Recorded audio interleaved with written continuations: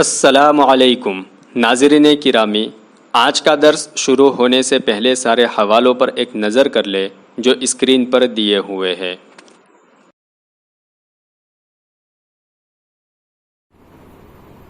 بسم اللہ الرحمن الرحیم۔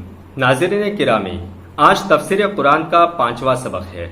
اللہ تعالیٰ سے دعا کرے کہ اللہ تعالیٰ اس سلسلے کو اپنی بارگاہ میں قبول فرمائے اور اس کو سراپا نورانیت، روحانیت اور اخلاص سے بھر دے اور استقامت کی توفیق عطا فرمائے اور نفسانیت کا شکار ہونے سے اللہ تعالیٰ 100% محفوظ رکھے۔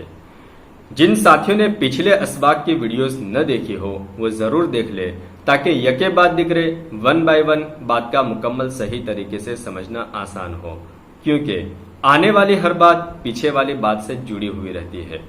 ساری ویڈیوز کی لنک ڈسکرپشن میں دی ہوئی ہے اور کوشش یہ کرے کہ ایک ویڈیو کو 3 مرتبہ دیکھیں۔ جب پہلی مرتبہ دیکھیں گے تو بات کا کچھ حصہ سمجھ میں آئے گا، جب دوسری مرتبہ دیکھیں گے تو اور کچھ سمجھ میں آئے گا، اور جب تیسری مرتبہ دیکھیں گے تو بات اچھی طریقے سے سمجھ میں آ جائے گی اور ذہن نشین ہو جائے گی۔ بہرحال آج کا سبق شروع کرتے ہیں۔ سورہ فاتحہ کی آیت نمبر 4 ہے ایاک نعبد و ایاک نستعین، جس کے معنی ہے اے اللہ، ہم صرف آپ ہی کی عبادت کرتے ہیں اور آپ ہی سے مدد چاہتے ہیں۔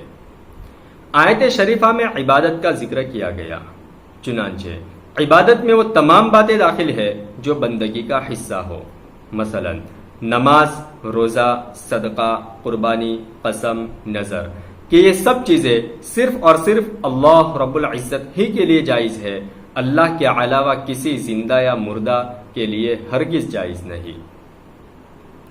اور دعا صرف اللہ رب العزت سے کی جائے گی، اللہ کے ما سوا سے استمداد اور استعانت حرام ہے۔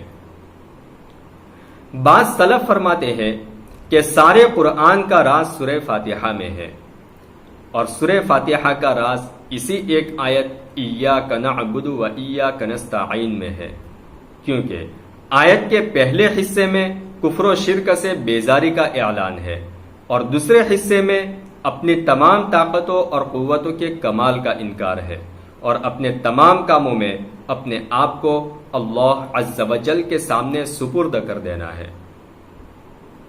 ایاک نعبد، اس کے معنی ہے اے اللہ، ہم آپ ہی کی عبادت کرتے ہیں۔ قاعدے کے مطابق ہونا چاہیے تھا نعبدک، یعنی پہلے فعل پھر بعد میں ضمیر، جس کا معنی ہوتا ہم آپ کی عبادت کرتے ہیں، لیکن ضمیر کو فاعل کے فعل پر مقدم کر دیا تاکہ حصر پیدا ہو جائے۔ اب معنی ہوگا ہم آپ ہی کی عبادت کرتے ہیں، یعنی ہماری زبانی، جانی، مالی تمام عبادتیں صرف اللہ رب العزت کے لیے ہے۔ وَإِيَّاكَ نَسْتَعِينُ، اس کے معنی ہے ہم آپ ہی سے مدد چاہتے ہیں۔ مدد چاہنا، استعانت، اس کی 2 قسمیں ہیں۔ پہلی قسم ہے استعانت ما تحت الاسباب، دوسری قسم ہے استعانت ما فوق الاسباب۔ استعانت ما تحت الاسباب یہ ہے کہ کسی سے مدد طلب کرنا اسباب کے تحت رہ کر، جیسے بیمار آدمی ڈاکٹر سے مدد حاصل کرتا ہے، غریب امیر سے، اسی طریقے سے کمزور آدمی اگر کوئی وزنی چیز نہ اٹھا پائے تو طاقتور انسان سے مدد کا مطالبہ کرتا ہے اور اس کے سامنے کہتا ہے میرا ہاتھ بٹاؤ۔ چنانچہ یہ استعانت تحت الاسباب ہے۔ یہ استعانت جائز ہونے میں کسی کا قطعاً کوئی اختلاف نہیں ہے۔ اسی طرح کی مدد کے بارے میں اللہ رب العزت ارشاد فرماتے ہیں وَتَعَاوَنُوا عَلَى الْبِرِّ وَالتَّقْوَى، آپس میں ایک دوسرے کی مدد کیا کرو نیکی اور تقوی کے کاموں میں۔ چنانچہ استعانت ما تحت الاسباب جو بھی ہوگی وہ بالکل جائز ہوگی، اس میں کوئی قباحت نہیں ہوگی۔ دوسری قسم ہے استعانت ما فوق الاسباب، یعنی کسی سے مدد کا مطالبہ کرنا اسباب سے بالاتر ہوگا۔ مثلا کوئی شخص ڈاکٹر سے یوں کہے کہ آپ میرے گھٹنوں کے درد کو دور کر دیجئے، تو اس طرح کی بات ہرگز کسی ڈاکٹر کے سامنے نہیں کہی جائے گی، یہ بات صرف اور صرف اللہ رب العزت کے سامنے ہی کہی جا سکتی ہے۔ ہاں، ڈاکٹر کے سامنے اتنا ہی کہا جا سکتا ہے کہ آپ مجھے گھٹنوں کے درد کی دوا دے دیجئے، گولی دے دیجئے۔ اسی طریقے سے کوئی شخص یہ کہے یا غوث المدد، اے شیخ عبد القادر جیلانی آپ میری مدد کیجئے، یا خواجہ غریب نواز آپ میری بگڑی بنا دیجئے، یا علی مولا مشکل کشا آپ میری مشکل کو دور کر دیجئے۔ یہ استعانت ما فوق الاسباب ہے۔ اس طرح کی استعانت میں ان اللہ والوں کو عالم الغیب، حاضر ناظر اور متصرف فی الامور ماننا پڑے گا، اور یہ کفر کی بنیاد ہے۔ اور تمام فقہائے کرام کا اس بات پر اتفاق ہے کہ جو اس طرح سے مدد کا مطالبہ کرے اور جو اس طرح کا عقیدہ رکھے وہ پکا کافر ہے۔ ہاں، البتہ یہ بات ضرور ہے کہ یہ اللہ والے ہمارے سروں کے تاج ہے، ان اللہ والوں کا ہمارے سروں پر بہت بڑا احسان ہے، یہ ہماری آنکھوں کے تارے ہیں، ان اللہ والوں کا اللہ رب العزت کے یہاں بڑا مقام و مرتبہ ہے، تو ان سے وسیلہ ضرور حاصل کیا جائے گا۔ مثلا ہماری دعا اللہ تعالیٰ سے ہو، ہم اللہ تعالیٰ سے مانگے کہ اے اللہ ہماری مشکل کو دور فرما، اے اللہ تو ہماری مدد فرما، اے اللہ تو ہمیں نیک صالح اولاد عطا فرما، اور پھر اس کے بعد ان اللہ والوں کا وسیلہ اللہ کے سامنے پیش کیا جائے کہ اے اللہ یقیناً ہم گنہگار بندے ہیں، ہماری دعا لائق قبول نہیں ہے، تو ہماری دعا کو ان اللہ والوں کے صدقے طفیل میں قبول فرما، تو ہماری دعا کو ان اللہ والوں کے وسیلے سے قبول فرما۔ تو اس طرح کا توسل بالکل جائز ہے، اس میں کسی طرح کی کوئی قباحت نہیں ہے۔ اگر کوئی شخص اس طرح کے توسل کو بھی کفر اور شرک قرار دیتا ہے تو یہ اس کے علم کے ناقص ہونے کی اور اس کی قرآن و حدیث پر مکمل نظر نہ ہونے کی نشانی ہے۔ اس آیت شریفہ کے دو پہلو ہیں، ایک پہلو اللہ تعالیٰ کی حمد و ثنا کا ہے، اور دوسرا پہلو بندے کی خدا سے دعا و درخواست کا ہے۔ نعبد عبادت سے مشتق ہے، جس کے معنی ہے کہ کسی کی انتہائی تعظیم و محبت کی وجہ سے اپنی انتہائی عاجزی اور فرما برداری کا اظہار کرنا۔ نستعین استعانت سے مشتق ہے، جس کے معنی ہے مدد کا مطالبہ کرنا۔ ہر انسان کے اوپر تین دور گزرتے ہیں، ماضی، حال اور مستقبل۔ ماضی یعنی پاسٹ، حال یعنی پریزنٹ، مستقبل یعنی فیوچر۔ سورہ فاتحہ کی پہلی 3 آیتوں میں سے الحمدللہ رب العالمین اور الرحمن الرحیم میں اس بات کے اوپر انسان کو متنبہ کر دیا کہ انسان اپنے ماضی میں بھی اللہ کا محتاج ہے، اپنے حال میں بھی اللہ کا محتاج ہے۔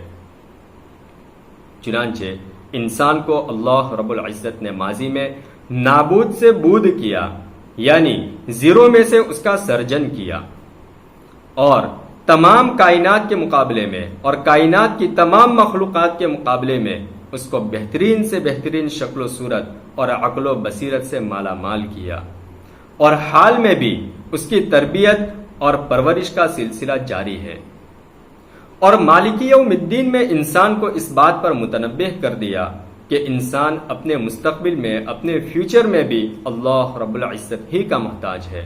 قیامت کے دن اللہ تعالیٰ ہی اس کی مدد فرمائیں گے۔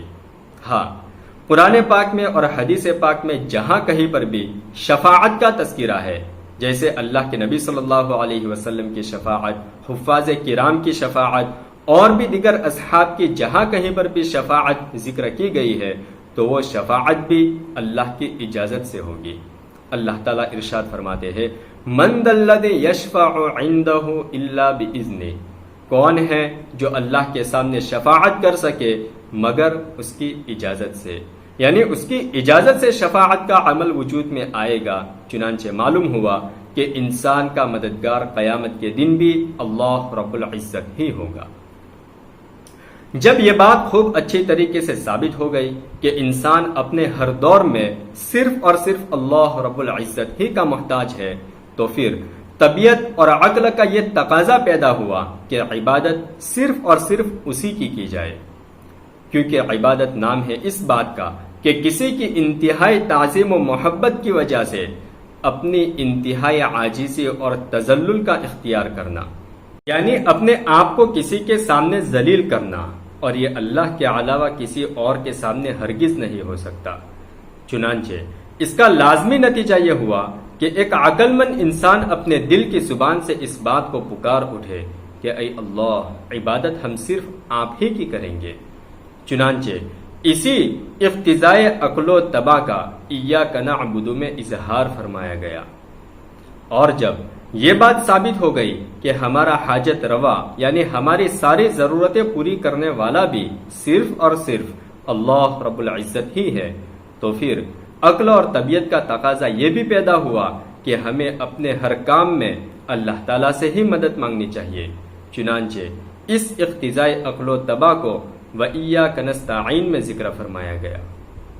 بہرحال اللہ تعالیٰ سے دعا کرے کہ اللہ تعالیٰ ہم سب کو قرآن پاک کا صحیح علم عطا فرمائے، قرآن پاک کا سمجھنا ہم سب کے لیے آسان فرمائے، اور ہم اس سے خصوصی طور پر یہ دعا مانگے کہ اے اللہ تو ہمیں قرآن پاک کا علم لدنی اور فہم لدنی عطا فرما۔ اور میں آپ تمام حضرات سے خصوصی طور پر اس بات کی درخواست کرتا ہوں کہ اس پروگرام سے جس طرح آپ ماشاءاللہ اپنا قیمتی وقت فارغ کر کے نفع اٹھا رہے ہیں، آپ اس پروگرام سے اوروں کو بھی جوڑنے کی کوشش کریں۔